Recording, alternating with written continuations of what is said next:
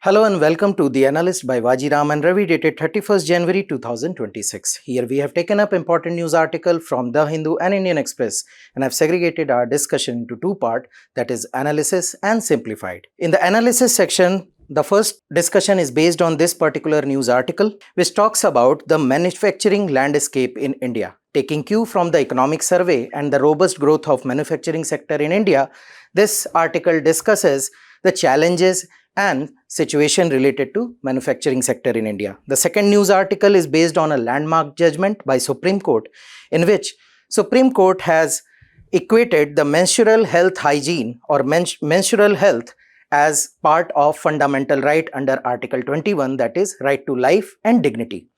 Both these discussion will be followed up by means practice question so that you can assess your understanding. In simplified section, the topics are listed below, which will cover important information related to prelims as well as mains examination. So stay tuned. The first news article is based on this editorial, which talks about the manufacturing leap that India is going to have. And this article emphasizes on the future is not about what quantity we are producing, but what quality we are producing. So it says that next phase of industrialization must prioritize strategically important and technology intensive sectors while also scaling up the traditional manufacturing. This topic is important from GS paper 3 perspective that talks about the Indian economy and issues related to planning, growth, development and employment. In this discussion, we will be looking into some achievements or the recent developments in the manufacturing sector, challenges pertaining to manufacturing sector, what government is doing to address those challenges, and a brief way forward. So let us begin our discussion. So first and foremost, article highlights that in recent year, India's manufacturing policy is hovering around these three pillars. First is, it is focusing on lowering the entry barriers. So it is providing a landscape or an environment in which investors come easily. So investor friendly environment is being provided so that more FDI or investment can come and more investment in terms of technology, new businesses can come to India. Second is the investment in infrastructure, making roadways, railways, port connectivities, special economic zones, industrial cluster, all those things. Third is improving the ease of doing business. Once you are into it, we are providing infrastructure. Now the transactional part, that is your product, input for your product, final product that you are selling to the market, the connectivity with the road network, the rail network, etc. So ease of doing business related to all the regulatory framework and the accessibility and the overall running of the business. So these three pillars, and they have paid dividend because in recent year investment has grown up. And we are seeing that India is growing as a manufacturing hub also, as highlighted in economic survey. However, it highlights a serious challenge, a challenge that says that despite this growth, the conventional growth of manufacturing sector, in the changing world, in the changing geopolitical scenario, the real bargaining power lies in the hands of the country who have invested well and are doing well in critical technologies, in complex manufacturing processes, and which are providing a trusted production capability. That means a quality product they are providing. Now these critical technologies like semiconductors, solar panels, defense technologies, clean energy technologies, so the complex and high-tech technology, the countries which are having prowess in that, they are commanding a greater bargaining power, which India clearly lacks, because we are focusing more on, or at this point of time, we are more equipped with the conventional manufacturing processes and outcome. So that is why article suggests that we need to shift from volume-led growth, that is quantity, to capability-led growth, that is quality-led growth. Plus, Law and assembly should be shifted to strategic technology and intensive manufacturing. So these are the suggestions and these are the present scenario. Moving further, it also highlights some challenges that manufacturing sector is still facing. The first is the logistic and infrastructure. However, we have been able to bring down the overall logistic cost. It is around 8%, but it hovers in the range of 18 to 14%. Good thing is, it is in line with the global practice. So if you will check major economies of the world, the cost, the logistic cost hovers between 7 to 12%. So we are improving on that. But problem is, it is skewed. The major portion is going to the road transport. It is inclined towards road transport. And what is happening? If you will see, railways 6.7%, air 3.1%, and water 7.6%. They remain underutilized. Then comes the infrastructure part. So warehousing and their connectivity is still lacking. So these are the challenges that India is facing right now, that despite improving well on infrastructure, the growth is immense in road infrastructure, in port infrastructure, air connectivity, inland waterways, but still it is almost 40% inclined towards the road, which is not that reliable, plus it is more costly. Then comes the clustering itself. So industrial clustering, in case of India, they are fragmented. They are not working as an integral whole. What is integrated cluster means? Integrated cluster means you want some input, you are getting it immediately. You created something, you manufactured something, you have direct access to consumer, you have good road connectivity, you have good utilities like power, water, and everything. In India, what is happening? These clusters are small, plus these are fragmented. So many a time disruption in supply chain comes in, and they are not working in a seamless manner, and which is why the overall productivity and output is getting impacted. Then, as you know, we are MSME heavy economy. Almost 50% of the GDP, if you will consider the overall contribution of manufacturing sector, it hovers around 13-14%. So if you will see year on year, out of this, maximum part is with MSME. So is true with the job profile also, employment also. MSME is giving most of the employment, and MSME is also contributing most in terms of percentage in manufacturing GDP. However, it is also impacted by low productivity because it is fragmented. Second, they have low cash inflow. Third, their scale is very small. So they cannot upgrade, they cannot invest in technology upgradation, they cannot upgrade in production capacity. So what happens that the majority portion they are covering, however, productivity remains low. So it is impacting the overall output of the economy. Then ease of doing business and entry barriers, everything has been done proactively by the government. Many things have improved, but still land acquisition, if you want to get water and electricity connectivity, that is utilities, and environmental clearance, they have become a bone of contention, and they have become a major reason for delayed project. Once the project is delayed, it kind of acts as a detrimental factor for an investor, and ultimate result is investor tries to find another parcel of land or another country altogether. That is one of the major concern still. Then the spatial concentration or regional imbalance. Now, if you will see entire India, you will find that over 50% of gross value added and over 50% of employment is concentrated in these 5 states, that is Maharashtra, Gujarat, Tamil Nadu, Karnataka and UP.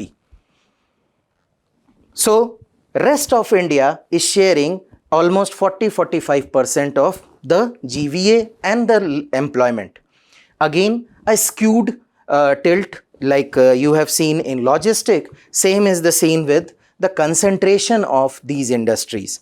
Then some other reasons are also there, like half of your population, the low labor force participation rate, that is women labor force participation rate, is hovering around 35%, as against overall which is hovering around 55%.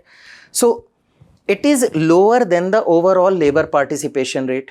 35% is the participation rate, and ILO says that if Indian women will participate equally to when compared to the men, the manufacturing sector can see a growth of 9 to 10%, which is not happening. Then the technological upgradation and poor R&D. Now, as we have discussed that MSMEs, they are facing challenges regarding funds and constraint regarding fund. Definitely, these funding constraints are impacting the technological upgradation and investment into R&D even by the government.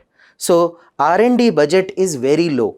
So, when we are talking about high technology or complex technology manufacturing, how you will do it? You will see a perpetual dependence on imports, because you are not investing in the high level technology or complex technology. So you are bound to become a third party to manufacture something which has been originally developed in another country.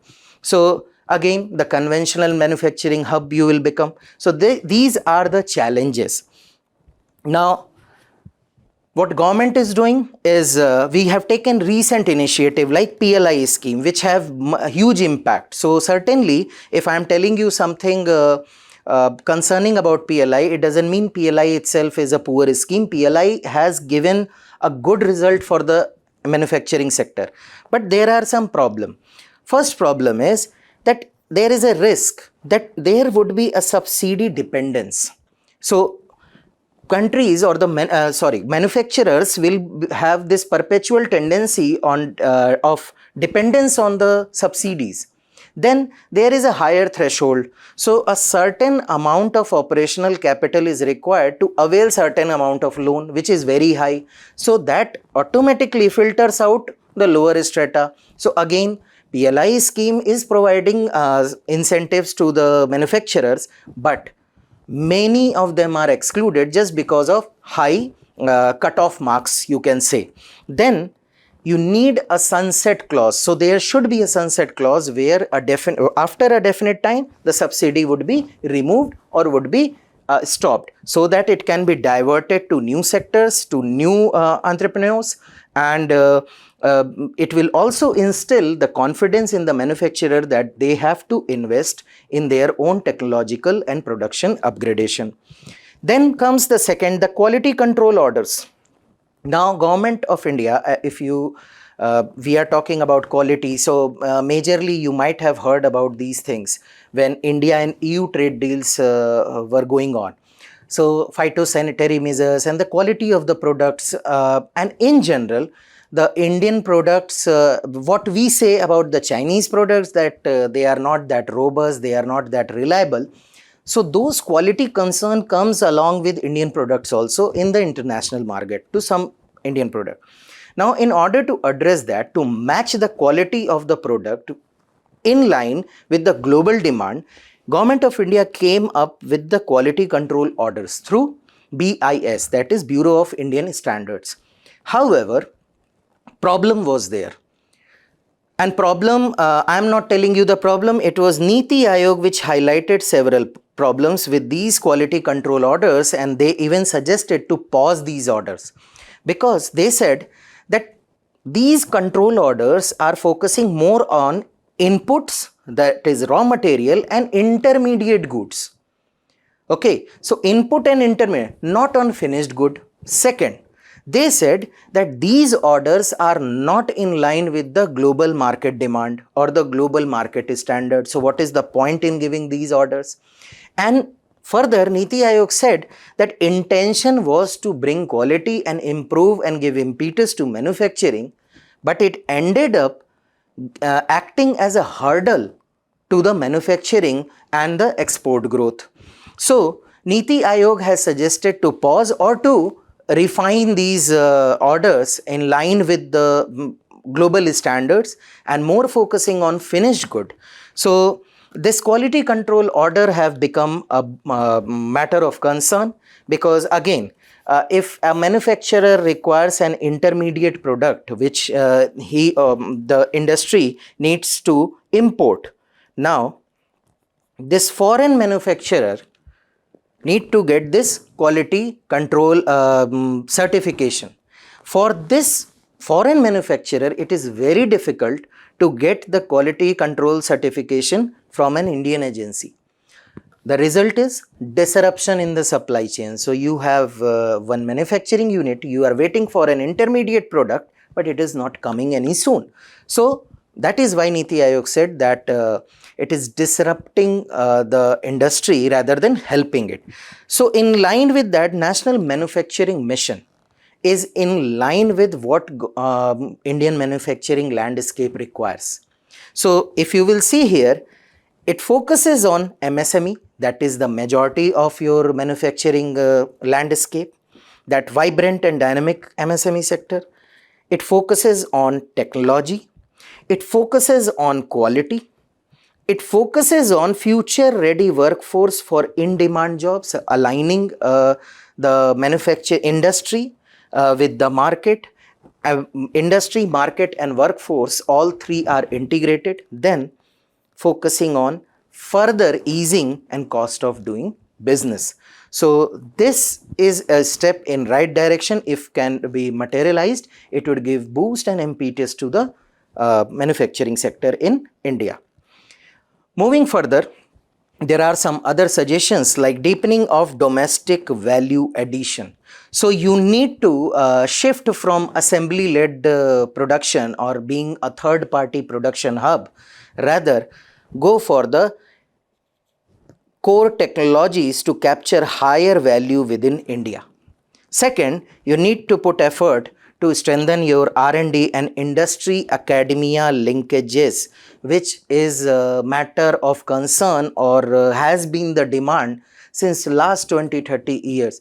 There is a huge gap between what is being taught and what is being required. So you need to fill that gap along with strengthening landscape of research and development. Then improve logistic efficiency. So it is not just that you are increasing the number kilometers in terms of length of the rail track or how many areas you are connecting.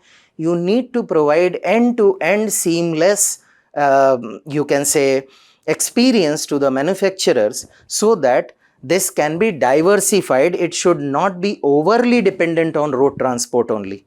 Then you should have a predictable regulatory environment. So a manufacturer or an investor should have a clear idea that how much time it is going to take, what all are the procedure that they have to follow, and what is their expectation in getting started. So it should be very transparent and time bound.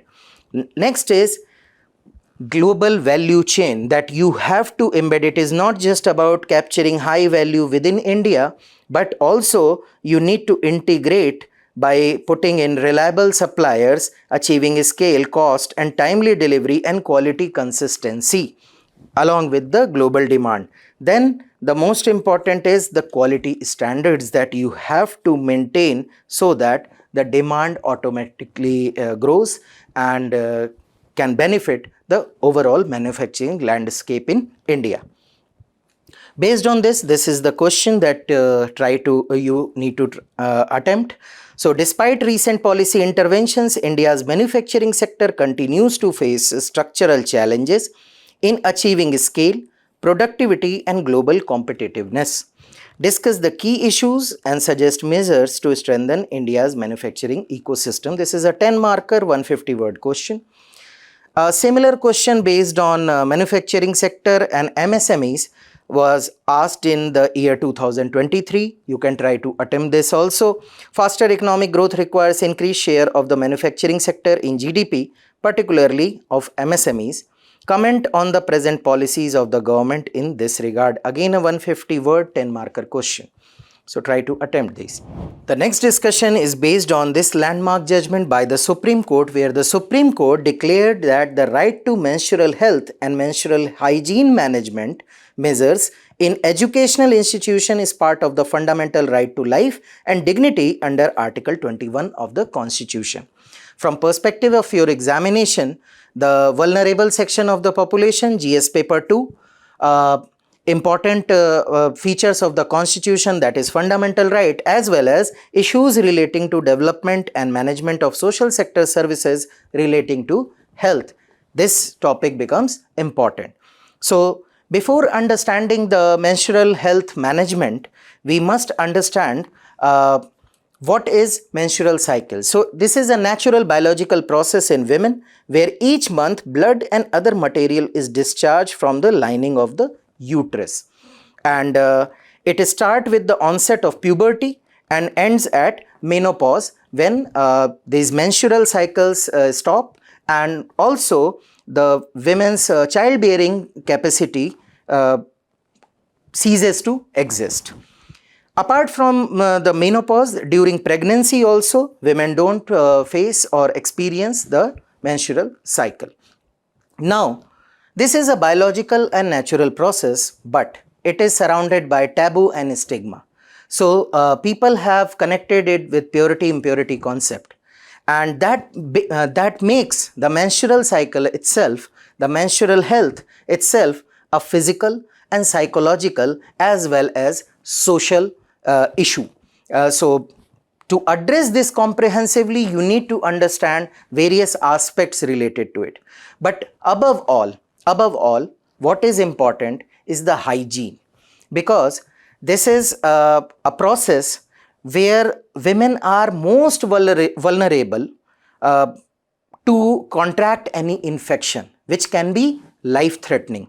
So how it is concerning? If you will look into the NFHS data of fifth round of NFHS survey, in the age group of 15 to 24, only 78% of women are using hygienic methods of during the menstrual cycle.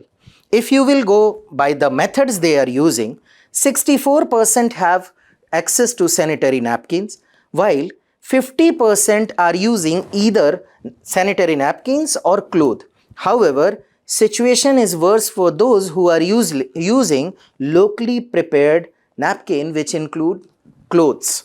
So again, not accessibility is problem and availability is also a problem, but there is a stark difference between rural and urban population. So if you will see the data, 73% of rural women are using hygienic protection measures, while 90% of urban women are using hygienic protection measures. So try to understand the menstrual hygiene management. It is not just about giving free sanitary pads. It is not just an issue which is centered around women. It is not a luxury or a welfare scheme, but a broader concept it is, which lies on three pillars. First is the awareness. The first pillar is awareness. The articulation, awareness, information and confidence to manage menstruation with safety and dignity using safe hygienic materials. So two words are very important. You need to have the confidence, plus you need to handle it. You need to have this provisions to handle it safely and with dignity.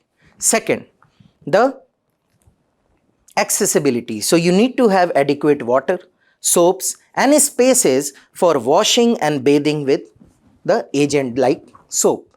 Third, you must have a good and well-marked disposal mechanism for used menstrual absorbents with privacy and dignity. So these are the three pillars based on which menstrual hygiene management rests upon. But why it is important to have this management? Why it is important to have this hygiene management? First is the health risk, which is silent but serious. So infections like UTIs, urinary tract infection, respiratory tract infection, fungal and bacterial infection, the vulnerability goes manifold high. Then the rural, you can say, divide, which continued use of cloth as well as other materials are being used, which further increases the infection risk. WHO studies have highlighted that there is a risk of contracting human papilloma virus also, which is key factor behind cervical cancer. Then why it is important to have this management? Because these infections, these health complications are not only affecting you physically but also affecting you economically and emotionally. Plus, it is not just individual who is being affected. The cost of these treatments will ultimately lie on the state. So basically, in order to have a healthy population, in order to have a productive population, you need to have these hygiene management. Second is the education. In order to have the productivity, in order to exploit, or you can say utilize the entire population in a proper manner, with their, just we saw that how ILO says that women participation can boost the manufacturing sector by 9 to 10%. So in order to use them properly, in order to equip them with tools, you need to give them, impart them education, where menstrual cycle stigma and associated seclusion leads to, starts with absence. So during these periods, child or girl student, female student, they will start skipping the school, and which have turned into abandonment of the school altogether. So dropout rate is very high. As UNESCO has highlighted, 1 in 5 girls miss school during menstruation. Then this occasional absenteeism slowly converts into permanent dropout. So affecting your literacy rate, affecting your working population, affecting your literate population and the quality of human resource. Then comes the psychological and social seclusion. So stigma and silence, nobody is ready to talk. So anxiety would be there, embarrassment would be there, low self-esteem during these days. And what UNICEF has highlighted, that menstrual shame leads to social withdrawal and mental stress. So person goes into withdrawal mode, in a seclusion mode. They will try to hide because this has been internalized that this is something which is impure and you are not a normal person during those days because you have been excluded from worshipping something, going kitchen, sitting with people, so many things. So it puts the psychological burden on an individual. Definitely it is going to impact again the overall well-being of an individual and going to impact the overall economic cost, as well as state is going to face the burden in terms of diminished manpower or human resource. Then directly the economy and workforce, they are not able to attend offices, they are having missed work days. There have been instances where economic survey itself has highlighted that pregnancy and menstrual cycle are two of the previous economic survey I am referring to, where it has highlighted categorically that pregnancy and menstrual cycles are two of the reason why women are not being employed by many employers. So again, if they are employed, they will have mixed work days, and this absenteeism reduces workforce efficiency and thus economic output. Then ultimately it affects the sexual and reproductive health. Then there is an environmental dimension which is hidden, but which is a hidden externality but very dangerous, because if you are not using biodegradable sanitary napkins and you are not disposing it off in a proper manner, they are going to remain in the atmosphere as a pollutant for hundreds of years. Then other is water contamination, drain blockage.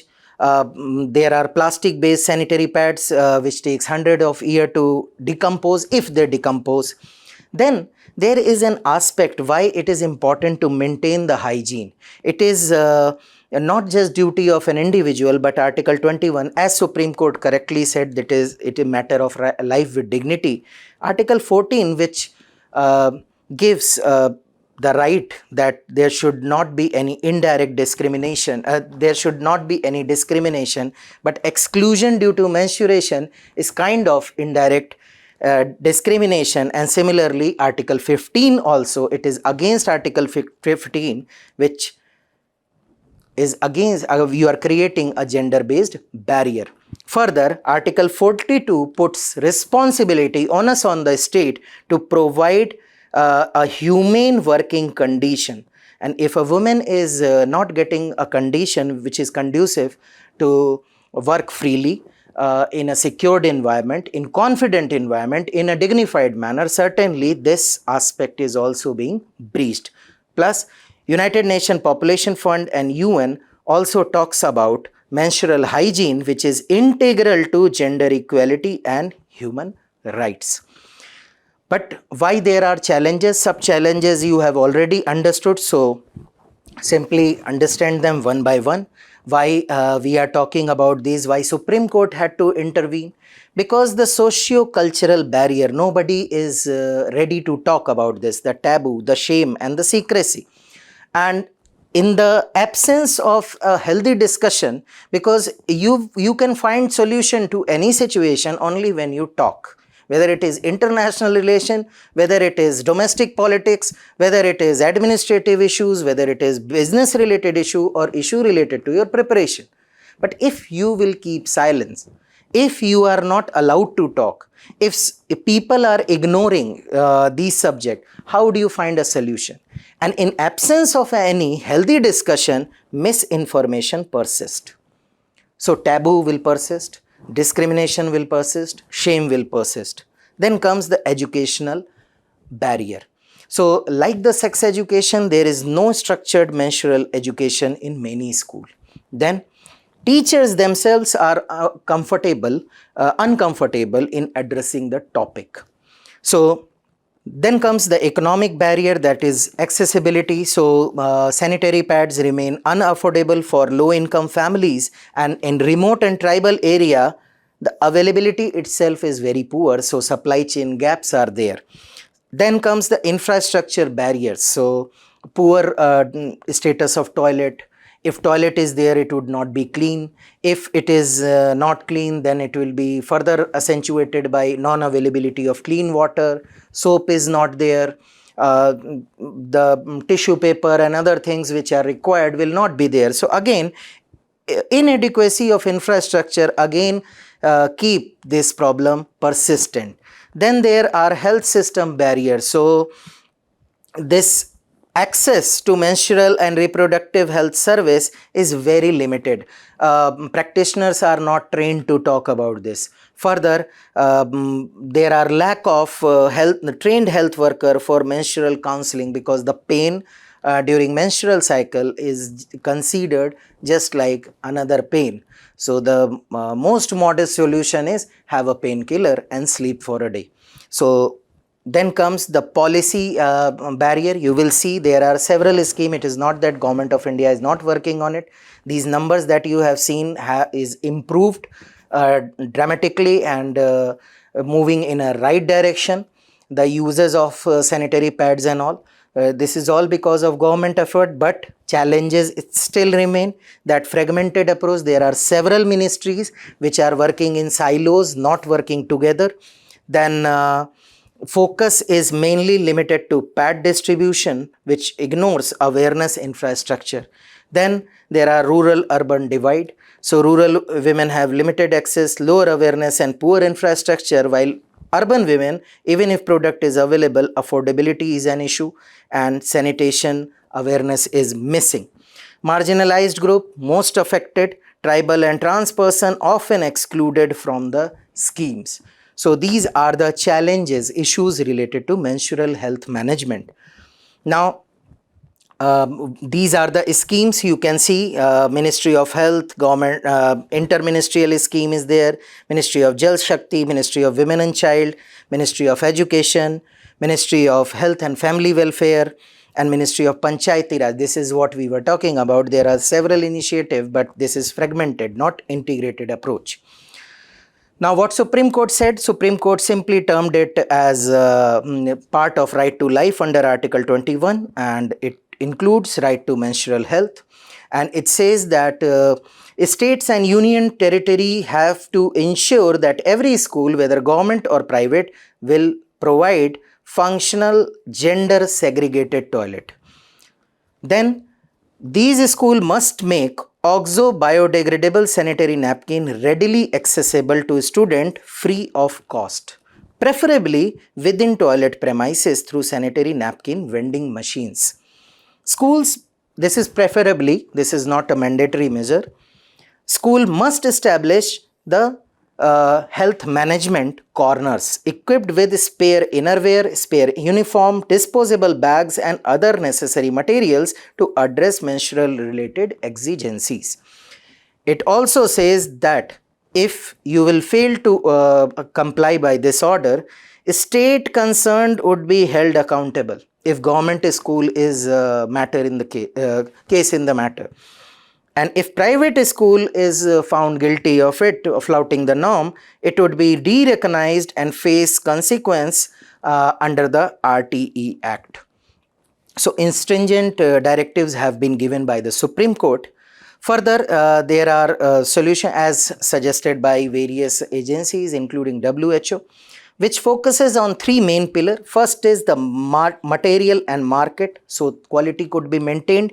So, there should be removal from market entry barrier so that more private player can come in, which will result in reduction of price, improvement of accessibility, breaking of stigma, and female friendly facilities could be availed.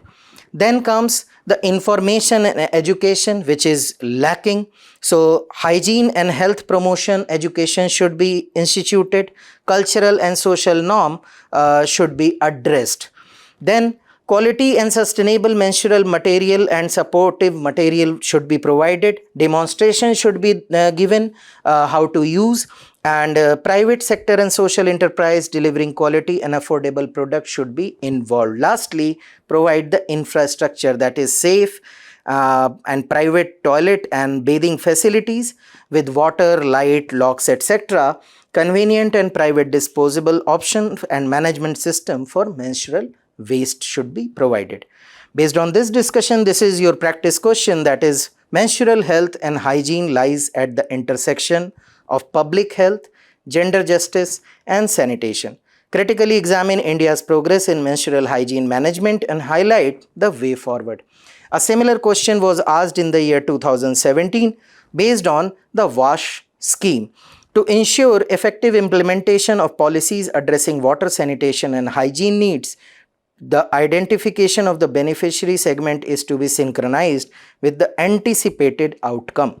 Examine the statement in the context of WASH scheme. A 10 marker 150 word question. The practice question is 15 marker 250 word. Try to attempt them. The first topic for the simplified section is based on this news article, which talks about three major cause of concern related to the budget. So here author has highlighted three major macroeconomic issues which finance minister has to look into, have to look into before bringing the budget. First is the weak GDP growth. Second is weak tax buoyancy and weak corporate investment. So contrary to the reports that you might have seen that India is the fastest growing economy, author has highlighted a very important point, that this economic growth is based on the real GDP calculation, which accounts for the inflation. But the budgetary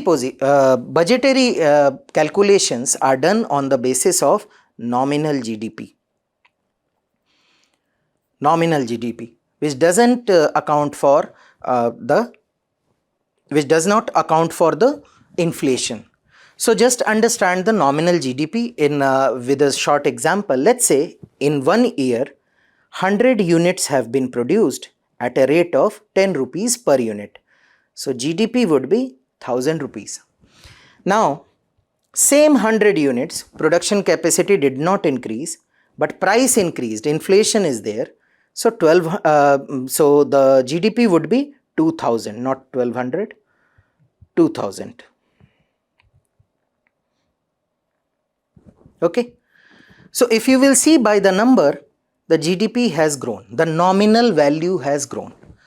So this is the revenue that government is going to get. This is the estimate that from 1000, this is a base year, and we are going to get 100% growth, and we are going to get a revenue of rupees 2000. Based on this, all the planning are done by the government, that how much they have to spend, what would be the deficit, what would be, you can say, the fiscal deficit and all. Based on this, the government does all the calculation, what would be the expenditure, where it will do the expenditure. All those things are based on nominal GDP. And according to author, problem is, let's say a different scenario where in second year price increased, so the value increased, but let's say due to some reason, whether it is the capacity, manufacturing capacity decreased, so in spite of 100 you produced 50 items only, or let's say 20 rupees, the 10 rupees inflation is not there, only the price remains same. So in that case, what will happen? Your revenue will again be, the GDP will again be, nominal GDP will again be 1000 rupees. But you have planned on the basis of estimate of 2000. And this is what happened previously. So finance minister expected India's nominal GDP growth by 10.1%. And this was lower than the past level, but then calculation considered it 10.1. But this nominal GDP, if you will see, is growing at the rate of 8% only. So you are making estimates on the basis of 2000, but you might end up getting 1500 only, 1700 only, 1200 only. So in that case, what will happen? If government will borrow money from the market to complete the deficit, to fill in the deficit, let's say 1500 revenue came, government will borrow money from the market 500. Now money in the market is less. So if you will go to buy a car or a house, you will face difficulty in getting the loan, because now the interest rate is high. Money is low in the market because government has taken. If government will not borrow money from the market, then what will happen? This will impact the expenditure of the government altogether.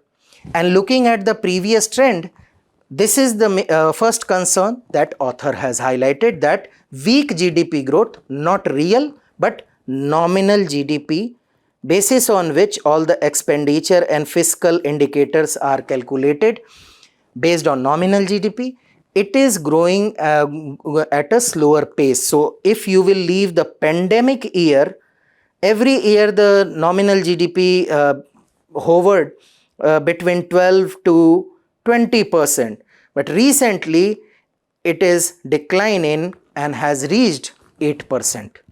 Second thing, author talks about the tax buoyancy. So tax buoyancy, the percentage change in tax revenue divided by percent change in GDP. Let's say percent change in revenue is 10% and GDP is also 10%. So buoyancy is 1. So for every 10% of growth of GDP, the revenue that you are getting is increasing proportionally. So it is fine, good, balanced. If revenue is more than GDP growth, let's say it is, let's say percent change is 50, while GDP is, just giving you example, GDP grew at the rate of 10%, then it would be 5. It is not that high, it generally hovers nearby 1. I am just giving you example. So if it goes above 1, then it is considered exceptionally well or very good, because for every 10% of GDP rise, you are getting more than 10% of revenue. But concerning thing is, when this comes down to 1, like below 1. This is what happened. So if you will see this graph, it will tell you that this was the budget estimate for the financial year 2026, but this was the gross tax revenue. This was the budget estimate for corporate tax. This was the collection. This was for income tax. This was the collection. For indirect taxes, the estimate was this. However, taxes were negative. Now, coming on to the fact, previously, again, in estimate, it was expected, the buoyancy was expected 1.1%. That is, more change in tax, more revenue with rise of GDP. But the actual buoyancy came 0.6, that is less than 1. That is concerning. Again, this has to be understood and this has to be addressed, that why there is lower collection of revenue despite such high estimates. Lastly, author highlights an important issue, that is the investment. So if you will see this graph, private investment has become negative, lower to the even lower to the pre-pandemic period. So private investment is lower, and why it is concerning? Because Government of India is pushing everything to bring investment, FDI inflow. But data shows that private investment went down. So PLI scheme is there, Make in India is there, GST slab changes is there, income tax slab change is there, but again private sector investment is minus. Then comes the next concern and last concern, that is the foreign investor, the global investor are pulling out their money. So what they are doing, how they are pulling out?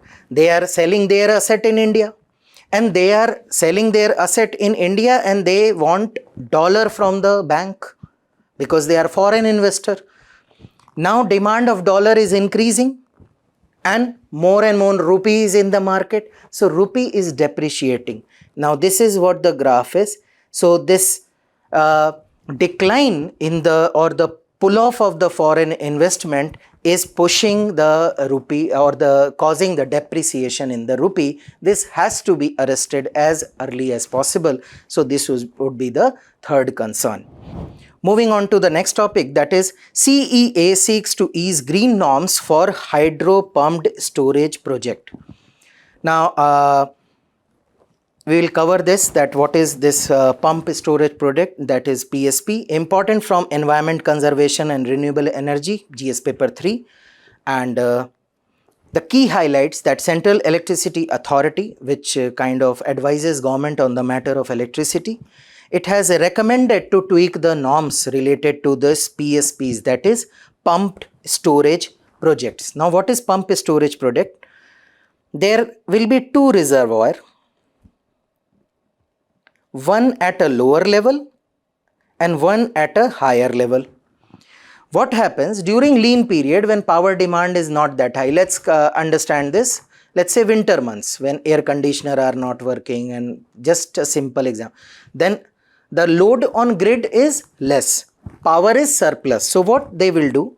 They will buy some electricity, they will take some electricity from the grid, or they will produce some electricity through renewable sources, and they will pump this water to this higher reservoir. So from this lower reservoir, they will pump the water to higher reservoir. Now what they will do by pumping this water? Once there is a need, they will use the kinetic energy of water again to produce electricity. So they will again release the water from higher reservoir towards the lower reservoir, and with this motion and energy they will produce electricity. So it is kind of circular thing, and efficiency is 70 to 80%, much more than a conventional hydroelectric power plant or conventional solar energy or wind energy power plant, much more than this.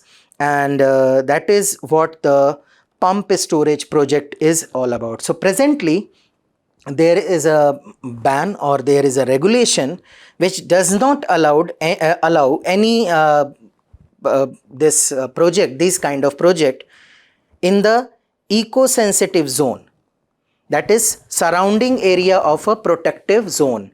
Eco-sensitive zone, these projects are not allowed, and 10-kilometer aerial distance. So CEC, that is Central Electricity Authority, has advise the government to ease this norm and to allow a differentiated regulatory framework for renewable energy project and relaxation of stringent condition applicable to the Western Ghat, which says that you cannot build a PSP or renewable project in eco-sensitive zone and up to 10-kilometer aerial distance. Further, India's total installed PSP capacity is projected to rise to 87 gigawatt by 2033-34, which is at present 7.1 gigawatt, and installed capacity is expected to cross 100 gigawatt by 35 and 36. So what are the argument of Central Electricity Authority? That it will be built on existing reservoir, so not much disturbance to the ecology and lower environment impact than the conventional project, and it would not lead to significant displacement of people and thus require minimum rehabilitation and resettlement. So you can have a different kind of policy. Plus it also says that compensatory afforestation should be allowed in the degraded forest land. So right now the compensatory afforestation is allowed in degraded forest land only for central public sector undertakings and captive coal block developer. For others, they have to use non-forest land. So again, CEA has asked government to allow the use of degraded forest land for other project also, and it has also suggested to create a national level land bank for compensatory afforestation with mapped degraded land, a GIS based repository and a monitoring framework. From your perspective, Central Electricity Authority is a statutory body established under the Electricity Supply Act 1948, work under the overall administration or the control of the Ministry of Power, headed by chairman who is ex officio secretary to the Government of India, and 6 full-time member, and it advises central government on matters related to national electricity policy, short-term and perspective plans for development of electricity system, activities of the planning agency of the optimal utilization of resources, the technical standard, safety requirement, grid standard for operation and maintenance, the condition for the installation of meters for transmission and supply of electricity. Basically, anything related to electricity development, this authority advises the government, and that is why it has advised the government to change the norms. Another news article important from the perspective of examination on the lines of Prayagraj, Haridwar, Nasik and Ujjain. The first time Kumbh Mela is unveiled or being organized in the Malappuram district of Kerala. So again, the river drainage system and places in news are important from the perspective of examination. So this Kumbh Mela is being organized on the bathing ghats of Navamukund temple and Malappuram district of Kerala. And it is famous in the locality for offer prayers to the soul of the dead, and a major river flows adjacent to these ghat, that is Bharat Puja river, which is also known as Dakshina Ganga. And this is not the first time that yes, Kumbh per se is being organized for the first time, but historical evidences show that there is another festival every 12 year a festival was being celebrated till the 18th century, which was known as Mahamagham, and it was celebrated to mark the bloody battle between two local kings. So it was being organized every 12th year, but it was not Kumbh. What is Kumbh? Kumbh means the sacred pitcher.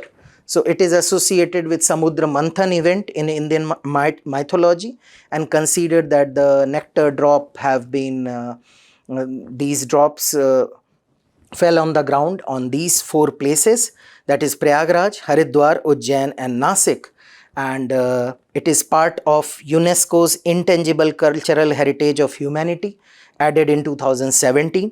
It is largest religious congregation, and I have told you Hindu belief in nectar Amrit from Samudra Manthan. Frequency, the Kumbh every 12 years at each location in rotation. Ardh Kumbh 6 years only at Prayagraj and Haridwar. Mahakumbh after 12 Kumbh cycle, that is 144 year, and only at Prayagraj. Associated with the revolution of Jupiter, Sun and Moon. So these are the information related to Kumbh Mela. Other than that, important news, important point is about Bharat Puja river, which is also known as Neela river or Ponnani river, and second longest after the Periyar. Origin in Annamalai Hill, Western Ghats of Tamil Nadu, flows through Palakkad Gap, the important gap between Kerala and Tamil Nadu, and the Nilgiri Hills is located to north of this Palakkad Gap, Nilgiri, while Annamalai Hill is located on the southern boundary of this gap. And this river flows and empties itself into Arabian Sea. Major tributaries, as the name Bharat Puja, so it is very easy to understand that Gayatri Puja, Kalapati Puja, Thiru Puja and Kannadi Puja. Hope I am pronunciating them correctly. These are the tributaries of Bharat Puja river.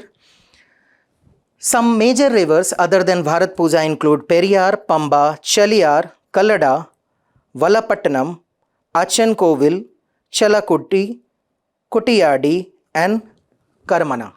These are some major rivers in the state of Kerala, and the details are here.